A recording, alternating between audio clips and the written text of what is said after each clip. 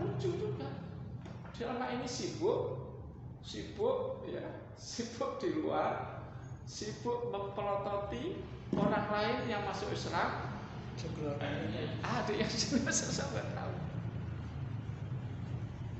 Sibuk pelototi sebelah, rumahnya sendiri masuk surga. Memang ada apa? Adikmu masuk Islam.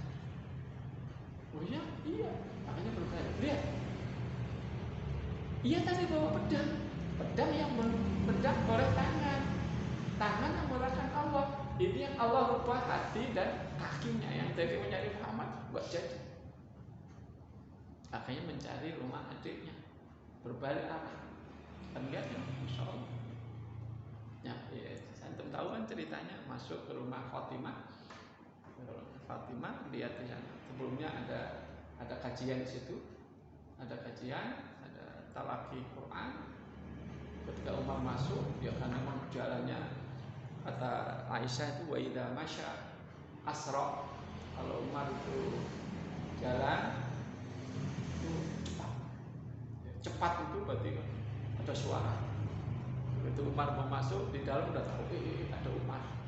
Makanya sahabat yang itu ngumpet, Khobab ngumpet, si Zaid ngumpet, yang Quran diumpetin, ya, kabur semua, dan akhirnya dihadapi oleh adiknya, adik perempuan dia,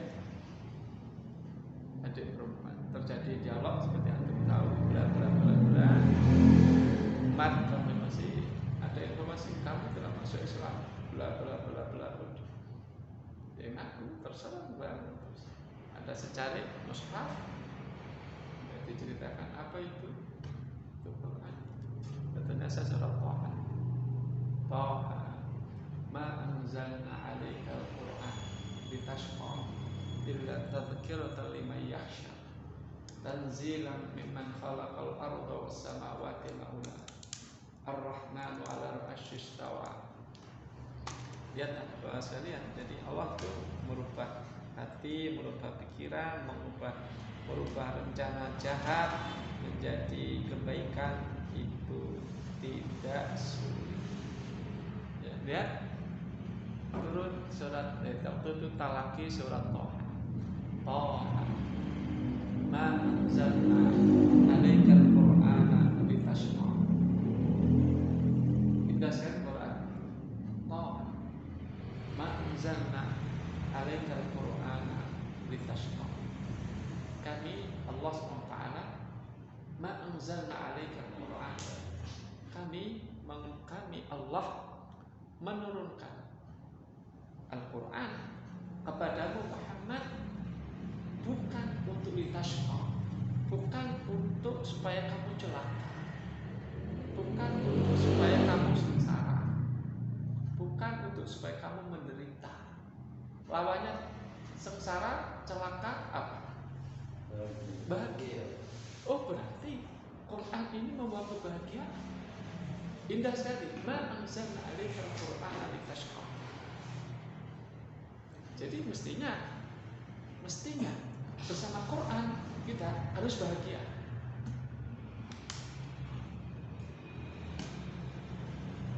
Bersama Quran spiritual kita mestinya adalah as-sa'adah, kebahagiaan. Makanya kata-kata shadaqallahul adzim jauh. Nah, ngapain sering mendekat, buru-buru kita ucapkan, berarti kita masih terbentur dengan litashqa.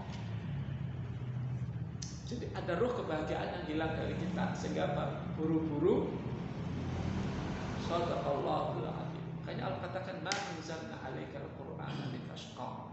Kami menurunkan Al-Quran kepada Muhammad bukan tidak dalam maksud, tidak bertujuan litashqa, supaya kamu menderita, supaya kamu celaka, supaya kamu sengsara, menderita, sulit. Enggak. Pada apa? Jadi kita jadi bahagia dengan Quran. Nah, ini dibaca, dipahami oleh umat.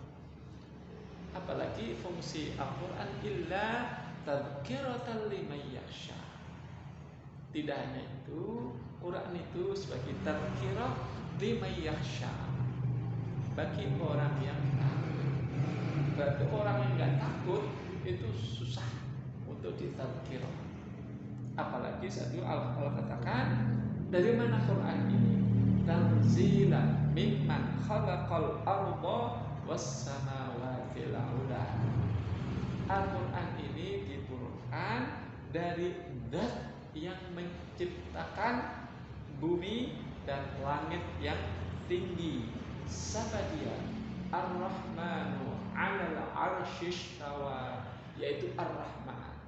Itu dibaca oleh Umar, udah bergemuruh itu Umar. Ketika Umar bergemuruh, tersentuh, udah dunia jadi berubah. Makanya masuk Islam. Nah, lebih dulu Hamzah. Nah, akhirnya bla bla bla bla. Udah, saya ingin masuk Islam. Di mana Muhammad? Akan kan suruh macam-macam tuh kan, suruh mandi gitu kan. Terus di mana Muhammad? Enggak tahu. Yang tahu yang kelompoknya. Oh, Rasulullah ada di sana. Di mana? Di rumah Al-Arqam. Nah, akhirnya beralih. Tapi tadi mau membunuh kok jadi masuk Islam gitu kan? Udah pegang pedang, kok masuk Islam? Kekuatan mana yang bisa merubah seperti ini? Allah SWT. Makanya mata ista'inu billah. Allah itu dalam hambanya tidak pernah diduga. Maka ista'inu, apa saja mintalah pertolongan kata Allah SWT. Udah mau pedang udah diasah. Cari-cari mau Muhammad, mana Muhammad? Ayo, siapa yang bisa jadi yang bisa ngasih tahu ibu saya Muhammad di mana berada, kasih hadiah. Makanya kan kita mana Muhammad? Makanya kasih tahu sedang ada pertemuan. Di mana? Di rumah Al-Arqam bin Arqam. Di mana rumah? Ternyata rumahnya itu nggak jauh dari lingkaran mereka. Di tengah-tengah mereka, tapi mereka nggak tahu sudah ada pertemuan. Padahal rumahnya itu di lereng Bukit Safa, nggak jauh dari lingkaran kesibukan mereka. Sampai sana, ya sama. Tadi begitu Umar mau masuk rumah adiknya, sudah ketahuan. Pas masuk, Umar katanya menuju rumah Al-Arqam. Pas Umar mau masuk, orang sudah hafal langkah dia. Udah hafal. Begitu ada suara Umar, nggak tahu kayak apa suaranya. Di dalam udah tahu ini suara Umar. Kata Hamzah, biarkan dia masuk. Macam-macam saya menghadapi dia. Gitu. Ya Allah, ternyata masuk untuk masuk Islam. Masuk untuk masuk Islam. Orang yang tadi dia incar untuk dia bunuh, takluk dan mencari untuk dia ingin masuk Islam di depan. Itu Umar. Banyak Masya Allah Islam betul akhirnya waduh, bukan sekedar ini ya, bukan sekedar senang nih dapat pengikut baru, tapi Islam sedikit sudah memberikan titik terang.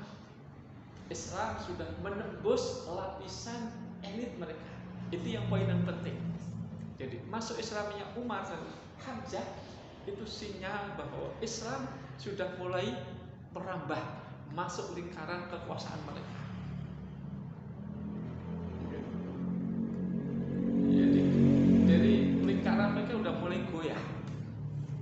Hamzah masuk Islam, Umar yang selama ini menjadi pembela kesyirikan itu, berarti Islam sudah mulai menyentuh lingkaran kekuasaan mereka.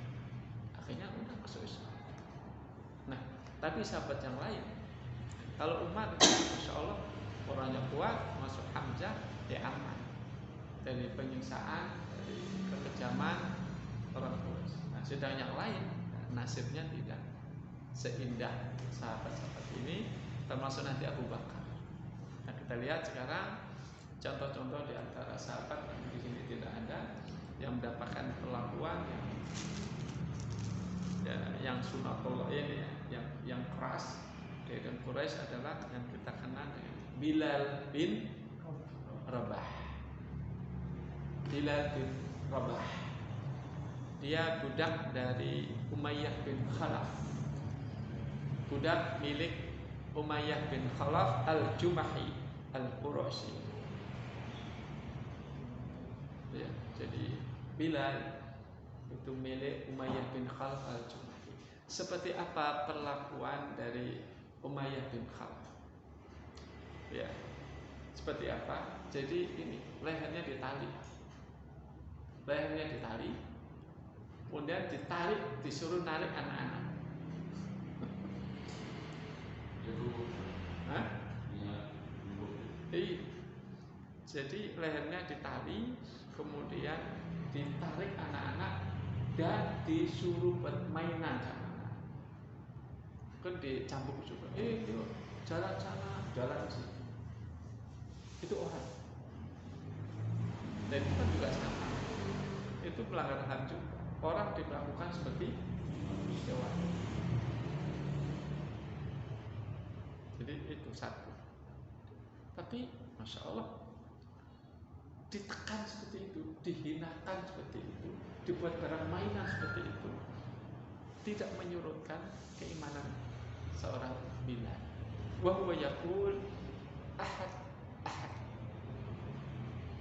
Jadi dia tidak henti-hentinya mengucapkan ahad ahad ahad.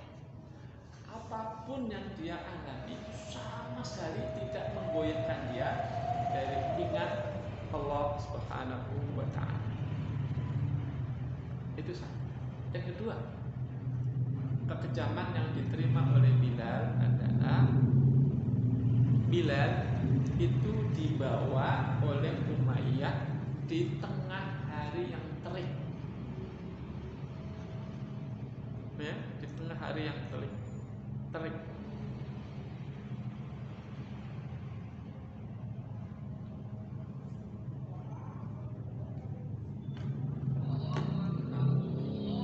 Teruskan sebentar ya. Jadi dibawa di tengah hari yang terik. Nah itu nggak tahu tuh panasnya berapa. Matahari tengah duhur bisa di atas 45, 50-an bisa jadi. Ya seperti apa? Dan saat itu dari atas matahari panasnya nggak karuan. Dari bawah itu kalau kita nggak pakai sandal itu bisa melepuh. Sekarang aja aspal aja. Kalau pas kita sholat duhur itu di Mekah kalau musim panas, kalau nggak pakai sandal itu bisa melepuh. Di sini dikatakan saat itu kalau daging ditaruh di pasir ya, saat itu pasir. Kalau daging ditaruh di atas pasir itu dulu matang. Saat itu. Jadi kalau daging ditaruh di atas pasir itu matang itu daging. Iya. Jadi bikin sate gampang. Nggak usah ngipasi. Iya. Telur mungkin matang juga. Jadi kalau mau ngopi gampang dan air itu matang itu daging. Nah, Bilal ditelentangkan di atas pasir yang panas dan seperti itu. Sudah begitu dadanya ditimpa dengan batu yang sangat besar. Jadi bawah panas, atas berat dan panas. Sambil diancam, kamu akan seperti ini sampai kamu mati. Atau kamu mau kafir. Lihat, jadi secara fisik diserang seperti itu,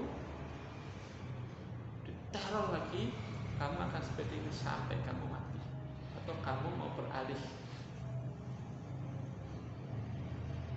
dan mau menyembah Lata dan Uzza lagi. Tapi Masya Allah, Bilal lihatlah ketika fasta'inu billah, ketika orang itu minta tolong pada Allah SWT, bisa jadi Allah hilangkan rasa sakit itu, Allah hilangkan rasa panas itu. Ini kan ditekan dengan batu besar ya, kan berarti maaf lah ya kan, panas ditekan berarti kan nafas juga susah. Bisa jadi juga tidak terpengaruh. dan tetap ahad, ahad, ahad. Dan saat itulah Abu Bakar lewat. Abu Bakar lewat, kemudian Abu Bakar bertanya, ya Umayyah, bertakwalah kepada Allah. Kamu tega-teganya pada orang yang seperti ini. Tega benar kamu sebagai orang yang sengsara seperti ini. Tega banget. Perlakuan seperti ini. Tega banget. Sampai kapan kamu nyiksa ini? Sampai kapan? Berarti terus ada siksa yang bilang. Nah, terjadi dialog panas. Umayyah tidak mau disalahkan, dia berbalik nyerang, kamu yang bikin dia rusak. Kamu yang bikin dia rusak. Karena kamu yang bikin dia rusak, kalau kamu mau ya selamatkan dia. Kamu yang bikin gara-gara, ya kamu yang harus menyelamatkan dia. Terus apa maunya? Ya, beli aja dia. Akhirnya dibeli oleh Abu Bakar radhiyallahu anhu. Ini budak pertama yang dibeli Abu Bakar dan kemudian dibebaskan, dan nanti kemudian disusul oleh budak-budak yang lain. Fasta'inu billahi wasbir. Ceritanya bagaimana Abu Bakar sampai situ, biarkan Allah yang menjalankan. Ya bisa jadi tadinya mau kemana, lewat situ. Pertolongan Allah. Tadinya mau ke Kalisari atau mau ke Pekayon, lewat depan RD. Di sini ada yang perlu dia bantu. Fasta'inu billahi wasbir. Minta kepada Allah. Enggak ada cerita itu, bagaimana ceritanya Abu Bakar sampai situ. Enggak mungkin Bilal telepon, Abu Bakar tolong saya, enggak. Jadi Allah yang ngatur. Kok tiba-tiba ada Abu Bakar di situ, itu enggak ada. Jadi Allah yang menggerakkan. Makanya dakwah itu adalah dengan isti'anah billah. Nanti hukum manusia lewat semua. Ya akhirnya dibebaskan. Ini ambil dan tanpa tawar menawar. Minta berapa dijabanin sama Abu Bakar. Baik, ini insyaallah nanti terkait surat ini, terkait kejadian ini nanti Allah turunkan Al-Quran di surat Al-Lail. Kisah antara Bilal, antara Umayyah, dan antara Abu Bakar di surat Al-Lail. Cukup ada kita sholat ya, kita cukupkan. Subhanakallahumma wa bihamdika asyhadu an la ilaha illa anta astaghfiruka wa atubu ilaik. Assalamualaikum warahmatullahi wabarakatuh. Waalaikumsalam.